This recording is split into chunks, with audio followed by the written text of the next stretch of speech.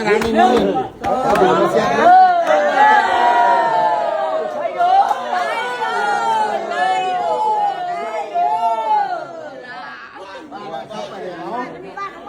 เอาบ้านมาดิ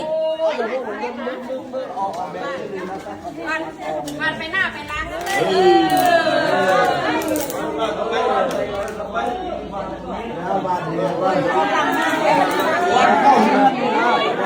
เพื่อเก็บลูกวันนะบ้านก็ไปดิเสี่ยวเฮียมาบ้านลูกดิแล้วบ้านไปไกลบ้านลูกบ้านไกลมึงบ้านก็ไปในนั้นใกล้ดิว่าลูกใกล้ดิตากล้องไปทางนั้นเลยกล้องไปแล้วกล้องไปพวกก็ได้ที่บ้านโอ้ยบนหลุมน้องว่างจะมันจะเข้ามีเข้า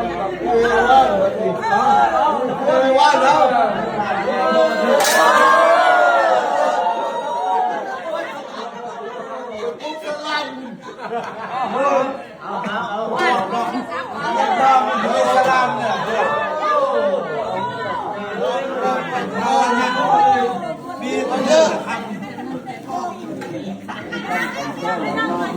ขอบคุณน้ำเลยเด้อ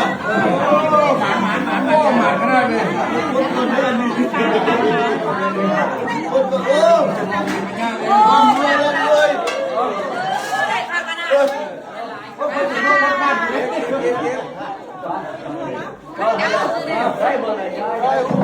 ได้บ่ดีได้มา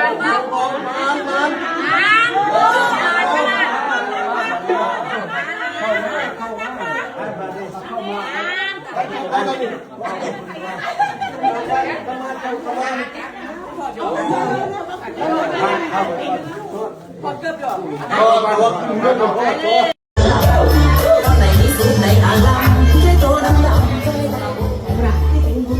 แม่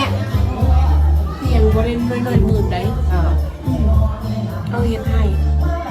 3 คนย้ายนอนมือแรกฝันยังระบอกเลยเด้อเจ้ารวยโบของตะลุยบอกตัวหนึ่งบ่เมน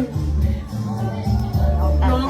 เดี๋ยวจะไปติดให้จะชินอนคนไหนจะเลือกเอาเดี๋ยวจะติดแอร์ให้ดูแลเจ้าของเด้อ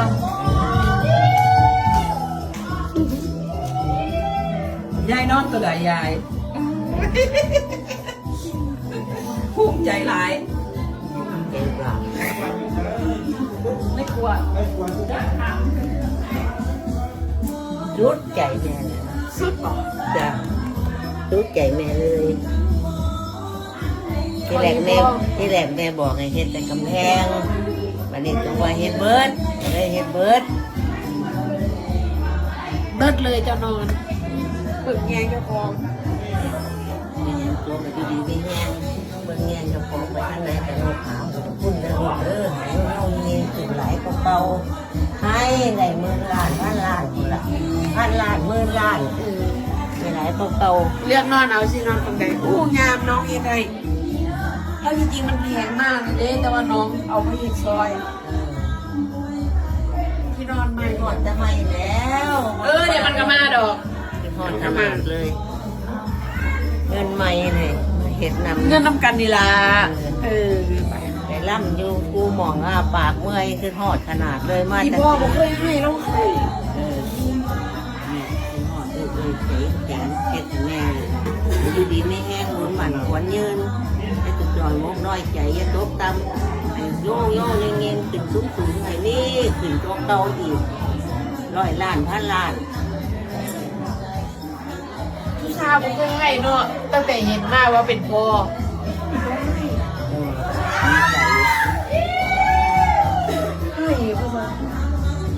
แม่ดีใจปลื้มขนาดเลยตื่นตันใจเป็นอดได้สุดแล้วพี่น้องดูแลลูกสาวลานาเฮ็ดไห้ไปเฮ็ดให้พ่อ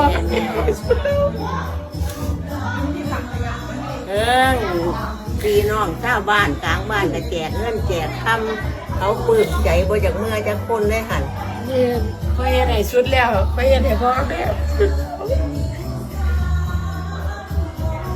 ดูแลเจ้าของเบิ่งเมียเจ้าของเด้อเท่าเลย บุญจะกรรมหอดใจก็หอดหัน โดแหละเบิ่งเมียเจ้าของ หอดหันละ ไปเบิดแหละบ้านข่อยบ่เคยให้ข่อยเห็นพวกอุ้ยให้เราบ่เคยให้เลยตั้งแต่เกิดมาอุ้ยซาบ่เคยให้เลยต้องให้อัดคลิปทันปะบ่ทันเป็นปะ มีแต่พี่ โอ้ย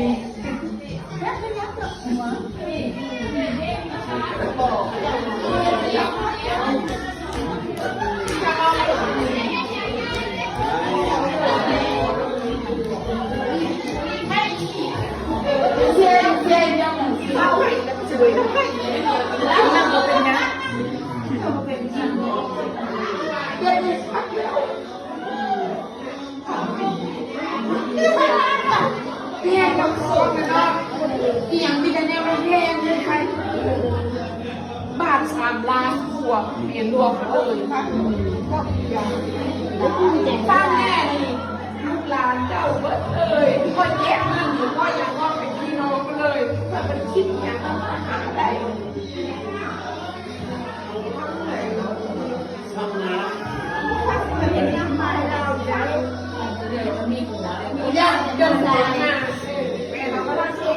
ตั้งใหม่ไปเลยเด้บริบูรณ์ใส่เลยเด้ตั้งใหม่เลยอยู่จะ2 ชั่วโมงนี่เข้าบริจิตกับว่าเอาที่ไหนก็ได้หลายที่นะวันนี้พ่อมาก็เลยรับเก็บให้ไปเยี่ยมที่ไปจะไปการไปงานไปจัดงานมาเลยที่เหลือมันเข้าเลยแบบนั้นโบมีไอเล่นให้ฝั่งนี้เจ้ามีของเข้าบริมาก็เรือป้าเรือลูกเรือหลานนี่ไม่ใช่ลูกหลานเจ้าจะเพียงอยู่ของบุเรม้วนบุเรคุณไม่กินไหนจุดสองพวกเป็นกระดาษได้ห้องบุเครียดหรอกพวกอันพวกพยาพวกอย่างกระดาษเพราะเดี๋ยวนี้นั่นเรียนหลานที่แม่ได้2,000ที่พ่อใช้แม่ได้เก็บได้เกือบต้องแบ่งเนาะเกือบ2,000คนหลายรอบเลยนอกจากเปิดหูแล้วมันแดง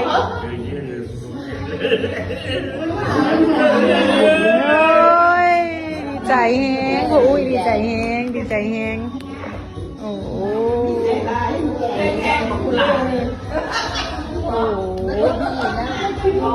ตั้งแต่มาอยู่น้ำลาวบ่เคยเห็นเราเป็นแบบนี้เนาะ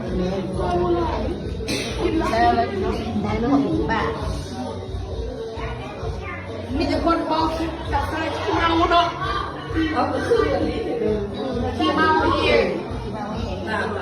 เฮ็ดเงินให้บักใหญ่เฮ็ดเงินให้บักใหญ่ บรรดาเจ้าฮะเนาะที่เป็นเจ้าในช่วงระบายสักพัก เนี่ยเรื่องไปการเข้าห้องนี้แล้วว่า แต่ว่าก็ได้เวลาแล้วได้100นี่ล่ะมาแนวเอาอีกยายอยู่ไกลก็ได้กันหมู่แล้วเอามาเอาได้กันหมู่แล้วไม่ใช่ได้ปัญหามันยากเป็นหัวแล้วนี่มาทยอยมาตัดเอาไว้เส้นที่เลยตัด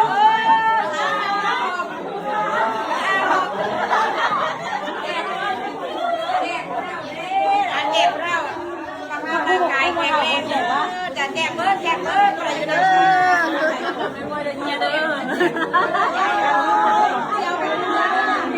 ได้ทุกคนได้ทุกคน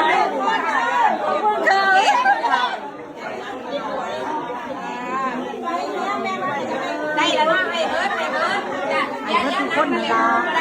เลี้ยงรวยๆเลยขออนุญาตให้ดูเอาเด้อเพราะว่ามันยากกว่าตัวไปคุณละหน่อยนี่ก็ให้ไม่ได้นะโอ้สาธุพยายมาสาธุเรียนเองนะ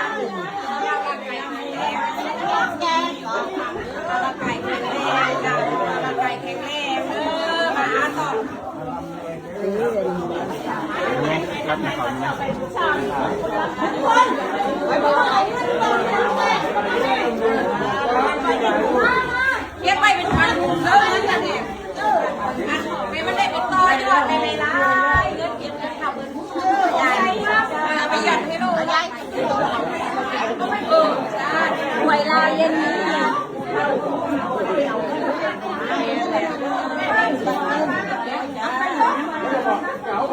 เอาดิเป็นคนนึงจะได้รู้เรือพายารวยอยู่แล้วก็ให้รวยมาเมียมาเลยมาเลย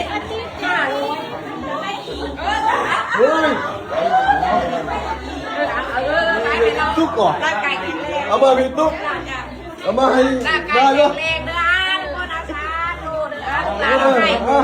รวยต่ออายุอันนี้หันต่ออายุ ไม่มีปีก็บอกคือชีวิตนะคือปีหรอกไปโรงงานดีๆ ไปเอาเงินไปเอาเงิน มาเนี่ยดิมาพี่นางมาเนี่ย ครับ เรียสาธุ บ้านไหนวะมาก็ใหญ่เลย เอามา จ้าเราไปเลยมา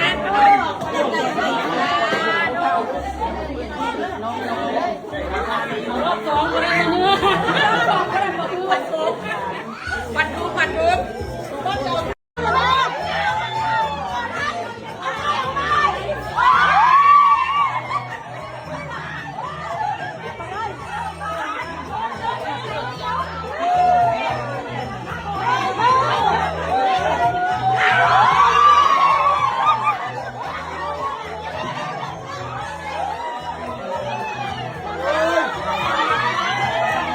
เฮ้ย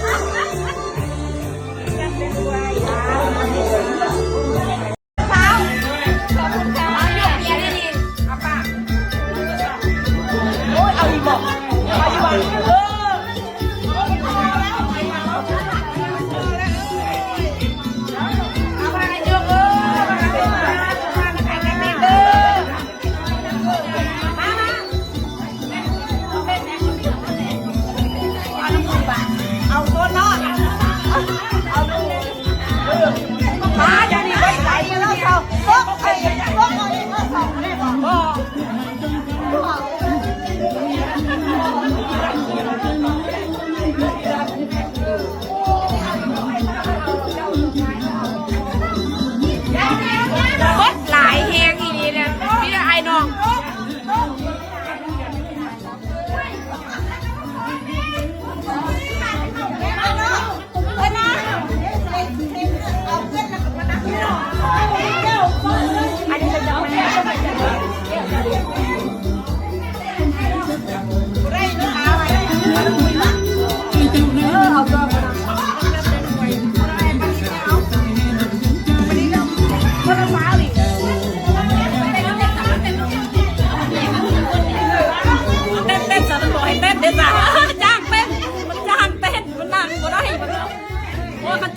เต้นโบเศร้าหรอกค่ะ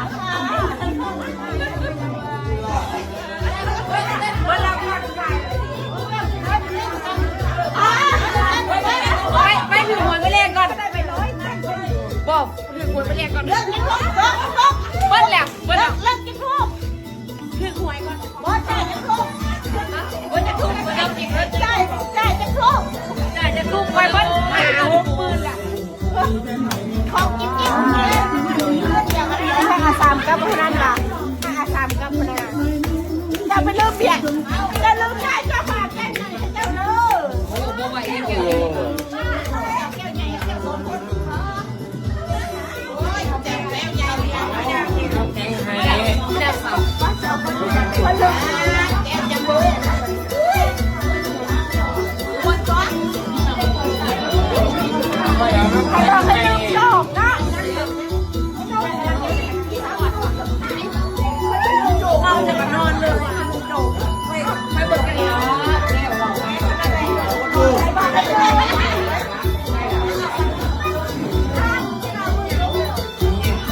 พี่แต่พี่น้อง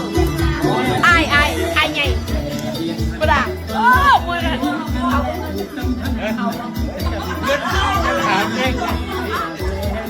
กระหางกันนะผมมันกินยาได้ดีไหมมันกินยาได้ดีไหม จ้างอยู่บ่จ้างไอ้ลูกแล้วผ่านดูน้ำเงาด้วยมันขึ้นดิมันคืนแล้วปะโอ้ปะโอ้ปะ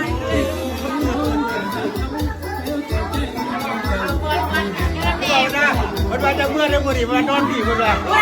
ไปดูนะไปเมื่อไอ้นอนผีไอ้กู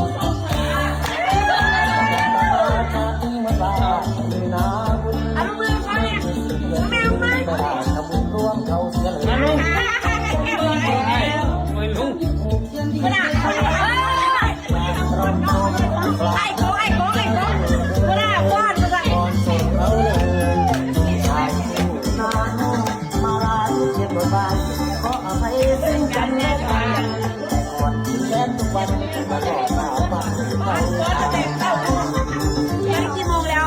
ตอนนี้กี่โมงแล้วไม่รู้ตอนนี้4 แยกก่อนจะเด็ก9 โมง4 แยกดอกคุ้มค่าไม่พูดได้จะปากจักนะ45